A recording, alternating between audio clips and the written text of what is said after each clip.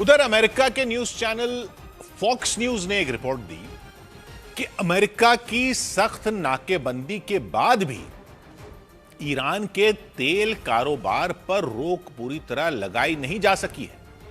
Iran के तेल ढोने वाले कई जहाजों ने स्ट्रेट ऑफ हॉर्मूज को पार कर लिया, अमेरिका की घेरेबंदी को चकमा दे दिया। रिपोर्ट कह रही है ईरान के उन जहाजों ने कई खुफिया तरीके अपनाए ताकि अमेरिका की नेवी की आंखों में धूल झोंकी जा सके।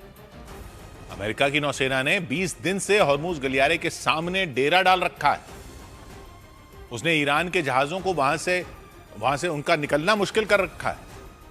कुछ जहाजों को तो अमेरिका अपने कब्जे में लेने का दावा भी कर चुका है। ईरान भी कह रहा है कि उसके कुछ जहाज कब्जे में लिए गए।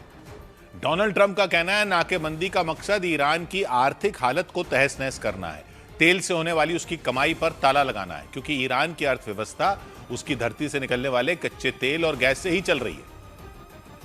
अमेरिका का मानना है ईरान के तेल और गैस पर लगाम कस दी गई तो वो मजबूर हो जाएगा, बातचीत की टेबल पर आने के लिए मजबूर हो जाएगा, घुटने टेक देगा, अमेरिका की शर्तों को मानने के लिए मजबूर हो जाएगा। इसलिए ट्रंप के आदेश पर अमेरिका की नेवी ने वहां सख्त नाकेबंदी लगा रखी है। स्ट्रेट ऑफ हॉर्मूज के सामने ओमान की खाड़ी में पहरा लगा रखा है। अमेरिका के 1 दर्जन से ज्यादा युद्धपोत वहां तैनात हैं, एयरक्राफ्ट कैरियर तैनात हैं, लड़ाकू विमान तैनात हैं, 24 घंटे निगरानी कर रहे हैं। वो उन जहाजों पर नजर रख रहे हैं जो ईरान के बंदरगाहों से आते हैं और हॉर्मूज गलियारे को पार करके अरब सागर में जाने की कोशिश करते हैं या अरब सागर से ईरान की ओर जाने की कोशिश करते हैं। यानी अमेरिका ने ईरान से आने वाले और वहां जाने वाले जहाजों पर रोक लगा रखी है उसके बंदरगाहों से। पिछले 20 दिन से यह रोक चल रही है, लेकिन यह रिपोर्ट कह रही है कि ईरान ने अमेरिका की कड़ी नाकेबंदी का भी तोड़ निकाल लिया है।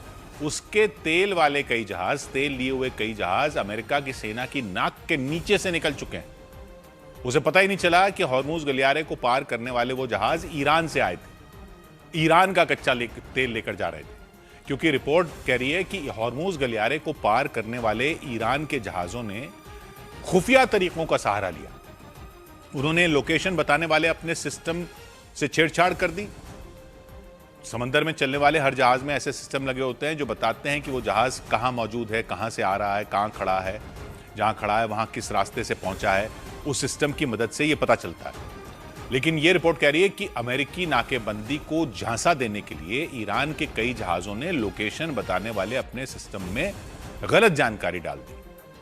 वो ईरान के बंदरगाहों पर जब खड़े थे तब उन्होंने अपनी लोकेशन इराक की दिखाई, फर्जी लोकेशन दिखाई, ताकि ईरान में खड़े उन जहाजों की सही लोकेशन के बारे में किसी को पता न चले, क्योंकि अमेरिका की सेना सिर्फ उन्हीं जहाजों को रोकने में जुटी है जिनका ईरान से कोई लेना देना होता है, जो ईरान से आते हैं, जो ईरान जाते हैं। ईरान से चोरी छिपे तेल भरवाने वाले वो जहाज लोकेशन सिस्टम से ही छेड़छाड़ नहीं कर रहे हैं। रिपोर्ट कह रही है अपनी एक नकली पहचान भी बना लेते हैं।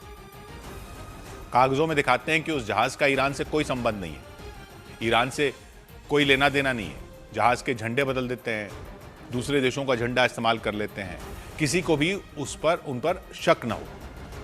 तो रिपोर्ट कह रही है उन खुफिया तरीकों का इस्तेमाल करके ईरान लाखों करोड़ों की कीमत का कच्चा तेल बेच चुका है। सबको शैडो फ्लीट कहते हैं इन जहाजों को, और ये कई साल से चल रहा था, लेकिन अब ये नाकेबंदी को भी शैडो फ्लीट पार कर रही है, रिपोर्ट कर रही है।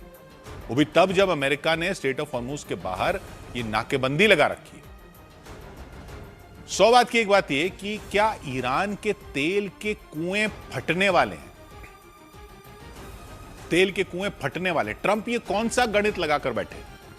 अमेरिका ने ईरान के आसपास समुद्र में ब्लॉकेड लगा रखा है, नाकेबंदी कर रखी है। ईरान अपना तेल जहाजों में भरकर बाहर नहीं भेज पा रहा है, कुछ शैडो फ्लीट से जा रहा है लेकिन बाकी नहीं भेज पा रहा है। ट्रंप ने फॉक्स न्यूज को इंटरव्यू में बोला कि जब ईरान के पास तेल स्टोर करने की जगह खत्म हो जाएगी तो उसके तेल के कुएं फट जाएंगे, क्योंकि तेल के कुओं से तेल तो अपनी स्पीड से निकलता रहेगा और पाइपलाइन से बाहर नहीं निकाला तो फट जाएंगे तेल के कुएं। ट्रंप का कहने का मतलब था कि ईरान अपने आप घुटनों पर आ जाएगा, क्योंकि उसके स्टोरेज टैंक तो अब भर चुके हैं। तो क्या तेल के कुएं बंद नहीं किए जा सकते? क्या यह आधार है ट्रंप के प्लान का कि नाकेबंदी कर दो तो ईरान बाहर तेल नहीं भेज पाएगा, तेल नहीं भेज पाएगा तो उसकी कमाई का रास्ता ही बंद हो जाएगा, कमाई का रास्ता बंद हो जाएगा तो वो मजबूर हो जाएगा समझौता करने के लिए, और अमेरिका के साथ उसको परमाणु समझौता भी करना पड़ेगा कि वो परमाणु बम नहीं बनाएगा। इतना तो समझ में आता है कि उसकी कमाई का जरिया ब्लॉक हो जाएगा अगर वो तेल नहीं बेच पाया तो। लेकिन कुएं फट क्यों जाएंगे, ये वाली बात ट्रंप क्यों कह रहे हैं? तो पहले तो यह समझना पड़ेगा कि तेल आता कहां से? जमीन के नीचे से आता है। लेकिन जमीन के नीचे कहां होता है? तो जमीन के बहुत ज्यादा नीचे जब चट्टान आ जाती, पत्थर की चट्टान आ जाती, उन चट्टानों के नीचे तेल फंसा होता है।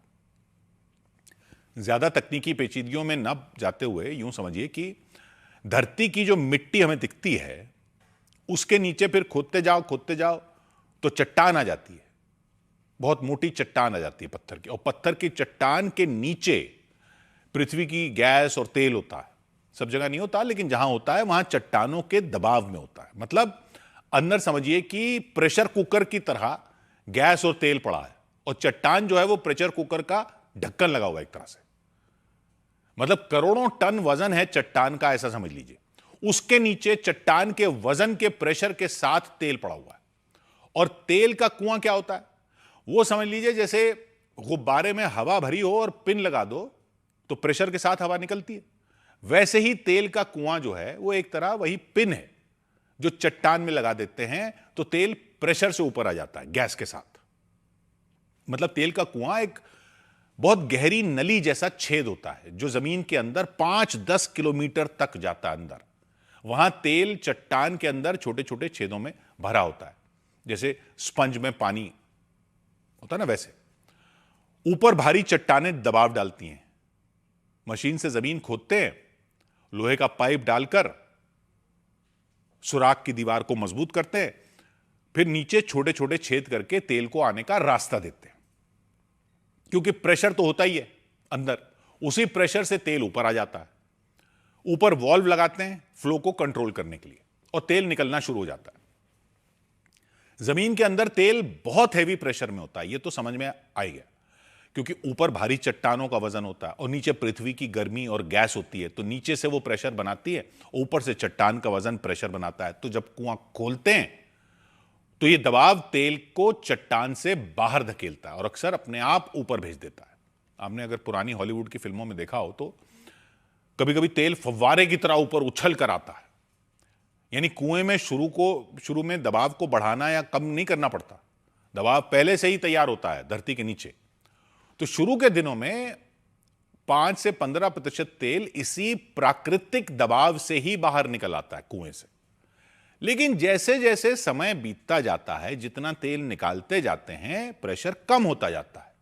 जैसे गुब्बारे में पिन मारो तो पहले तो हवा बहुत प्रेशर से निकलती है, फिर धीरे धीरे धीरे प्रेशर कम होता जाता है। उसी तरह तेल के कुएं से भी फिर तेल धीरे धीरे निकलने लगता है। तब फिर क्या करते हैं कि पंप लगाते हैं तेल निकालने के लिए, या ऐसा भी करते हैं कि पानी या गैस अंदर डालते हैं, दबाव बढ़ाते हैं, प्रेशर बनाते हैं तेल बाहर निकालने का।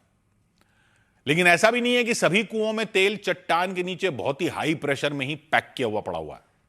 ज्यादातर तेल के भंडारों में प्राकृतिक दबाव होता है, अपना प्रेशर जरूर होता है जो सामान्य से ज्यादा होता है या सामान्य होता है, लेकिन सभी में ऐसा नहीं होता कि कुआं खोदो तो बहुत तेज फव्वारा ही निकलता है।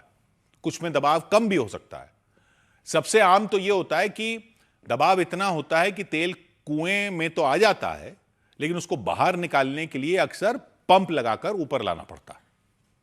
कुछ कुओं में सामान्य से ज्यादा दबाव होता है, तो उनमें जब कुआं खोदते हैं तो तेल तेजी से निकल सकता है फव्वारे की तरह। जैसे पुराने भंडारों में, या ऐसे इलाके जो थोड़ी ऊंचाई पर होते हैं, या ऐसे भंडार जिनसे काफी तेल निकाला जा चुका होता है, इनमें ज्यादा पंप करना पड़ता है तेल निकालने के लिए, जो पुराने हो जाते हैं।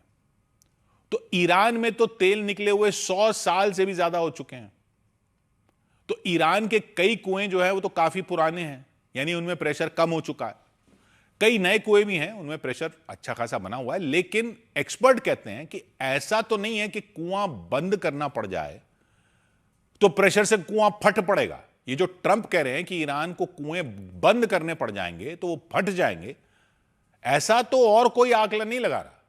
हां, बंद करने पर कुछ नुकसान जरूर हो सकता है। एक खतरा यह होता है कि कुएं में पानी भर सकता है, जब दोबारा चालू करो तो तेल कम निकलने लगता है क्योंकि प्रेशर की कड़ी टूट जाती है, प्रेशर जो आ रहा होता है उसकी कड़ी टूट जाती है।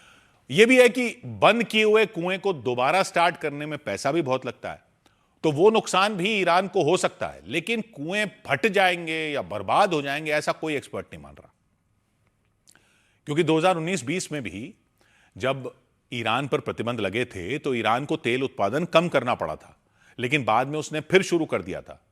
तो ऐसा तो कुछ नहीं हुआ कि कुएं फट पड़े हों। ईरान रोजाना लगभग 30-32 लाख बैरल तेल निकालता है, ये समझिए। खुद अपने लिए इस्तेमाल करने के लिए उसको चाहिए होते हैं 18 से 20 लाख, वो तो खुद ही अपने इस्तेमाल के लिए चाहिए। 30-32 निकालता है, 18-20 लाख बैरल खुद के लिए चाहिए, यानी बाकी बचता है 10-12 लाख बैरल तेल रोज। पहले वो उसको विदेश भेज रहा था, इसी से उसकी अर्थव्यवस्था चल रही थी, उसी को अमेरिका रोकना चाह रहा है। अमेरिका ने उस पर प्रतिबंध लगाए हुए थे कि कोई भी ईरान का तेल नहीं खरीदेगा, लेकिन माना जाता है वो शैडो फ्लीट से चोरी छिपे तेल एक्सपोर्ट कर रहा था। अभी भी कह रहे हैं कि नाकेबंदी को पार करके चकमा देकर कर रहा है थोड़ा बहुत। शैडो फ्लीट मतलब समुद्री तेल टैंकर जहाज जिन पर दूसरे देश का झंडा लगाकर या लोकेशन छुपाकर उनसे तेल भेज रहा है, जिससे कि पता ना चले कि तेल ईरान से आया है। ज्यादातर ये तेल जो है चीन भेजा जा रहा था, पेमेंट भी चीन की करेंसी में हो रही थी ताकि वो भी अमेरिका के पकड़ में ना आए, क्योंकि डॉलर में बैंकों के जरिए पेमेंट होती तो अंतर्राष्ट्रीय एजेंसियां पकड़ सकती थी कि ये डॉलर कहां से कहां ट्रांसफर हो रहे हैं। अब जब युद्ध में ईरान ने स्ट्रेट ऑफ हॉर्मुज बंद किया, दुनिया पर प्रेशर डालने के लिए सबका तेल बंद हो जाएगा, तो वो अमेरिका को बोलेंगे कि ईरान पर हमले करना रोके। ये दबाव बनाने के लिए उसने किया, वो दबाव अमेरिका पर बना, लेकिन अमेरिका ने फिर क्या किया कि स्ट्रेट ऑफ हॉर्मुज के बाहर नाकेबंदी लगा दी कि तुम अगर सबके जहाज रोकोगे तो हम तुम्हारे जहाज भी नहीं जाने देंगे, शैडो फ्लीट हो या कोई हो। तो रोज का जो 10-12 लाख बैरल तेल ईरान को जो बाहर भेजना है वो रुका पड़ा है। अब वो इसको स्टोर करके रखना पड़ रहा है। यही अमेरिका का पैंतरा है कि कितने दिन तक स्टोर करके रखता है ईरान, देखते हैं। आखिर तो कुएं बंद करने की नौबत आ ही जाएगी जब स्टोरेज टैंक भर जाएंगे। तो अनुमान यह है कि जमीन पर उसके पास जो स्टोरेज टैंक हैं उनमें ईरान को 8 करोड़ 60 लाख बैरल स्टोर करके ईरान रख सकता है। 8 करोड़ 8.5 करोड़ से ज्यादा बैरल रख सकता है, मतलब रोज 30-32 लाख बैरल निकाल रहा है, 18-20 खुद ही इस्तेमाल कर रहा है, बाकी रोज के 10-12 लाख बैरल जो है वो रोज स्टोर कर रहा है क्योंकि बाहर नहीं भेज पा रहा। और वो क्षमता 8.5 करोड़ बैरल तक की है। अनुमान यह लगाया जा रहा है कि वो लगभग 2/3 भर चुके हैं स्टोरेज टैंक, इतने दिनों से जो नाकेबंदी लगी हुई है उसके बाद से। इसके अलावा उसके पास अपने जो समुद्री जहाज हैं, तेल ले जाने वाले जो उसके जहाज हैं, वो बेकार पड़े हैं क्योंकि वो जा नहीं पा रहे, तो वो भी एक तरह से समुद्र में तैरते हुए टैंक हैं स्टोर करने के लिए। उनमें जहाजों में भर भर के 12-13 करोड़ बैरल तेल भर के वो रख सकता है, इतना है उसके पास, इतनी कैपेसिटी है। ये सब जोड़ जाड़ कर कुल मिलाकर कोई 3-4 हफ्ते की स्टोरेज करने की कैपेसिटी क्षमता अभी बची हुई है ईरान के पास, ये अनुमान है। यानी मई के महीने में भी वो तेल निकाल निकाल कर अपने टैंकों में भरकर रख सकता है। ट्रंप कह रहे हैं ये ईरान का काउंटडाउन चल रहा है, उसके स्टोर करने के टैंक भरते चले जाएंगे तो वो खुद ही मजबूर हो जाएगा बातचीत करने के लिए। ये बात तो सही है कि उसकी कमाई का जरिया तो अमेरिका ने इस तरह से नाकेबंदी करके बंद करने की कोशिश की है, लेकिन ये जो ट्रंप कह रहे हैं कि तेल के कुओं में प्रेशर इतना है कि बंद करने पड़ गए तो फट जाएंगे, उसमें कुछ दम नजर नहीं आता। वो ट्रंप की बातें ट्रंप ही जाने, 100 बात की एक बात।